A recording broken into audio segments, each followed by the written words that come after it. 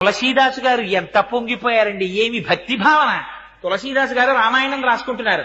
హనుమ వచ్చి ఏం రాశావన్నారు. అశోకవనంలో పువ్వులన్నీ తెల్లగా పుష్పించున్నాయన్నారు. నీ మొహం ఎర్రగా ఉన్నాయన్నారు హనుమ. అంటే కాదు స్వామి, నేను మానసికంగా దర్శనం చేశాను, అశోకవనంలో చెట్లకి తెల్లటి పువ్వులు ఉన్నాయన్నారు తులసీదాస్ గారు. కాదు, పువ్వులన్నీ ఎరుపు అన్నారు హనుమ.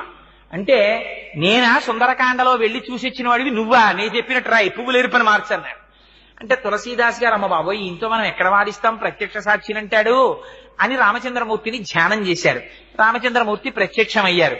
హనుమ ఏమిటి నీ ఎల్లరన్నారు. స్వామి, అశోకవనంలో పువ్వులు తెల్లగా ఉన్నాయని రామాయణం రాస్తున్నాడు తులసీదాసు, నేను చూసినప్పుడు ఎర్రగా ఉన్నాయి పువ్వులన్నీ అన్నారు.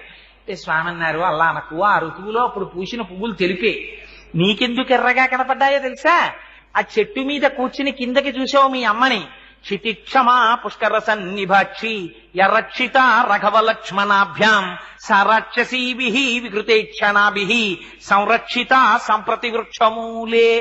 మా అయ్య రామచంద్రమూర్తి భార్య రాక్షసల కాంతల చేత పరివేష్టింపబడి ఒక చెట్టు కింద ఒక్క పట్టుబట్ట కట్టుకుని ఇలా ఉండిపోవడం ఆ 10 నెలల నుంచి, అది కోపంతో చూశావు, నీ కన్నులు ఎరిపెక్కి తెల్లటి పూలు ఎర్రగా నీ కనబడ్డాయి హనుమ, పువ్వులు తెలిపేలా రాయిని అన్నారు.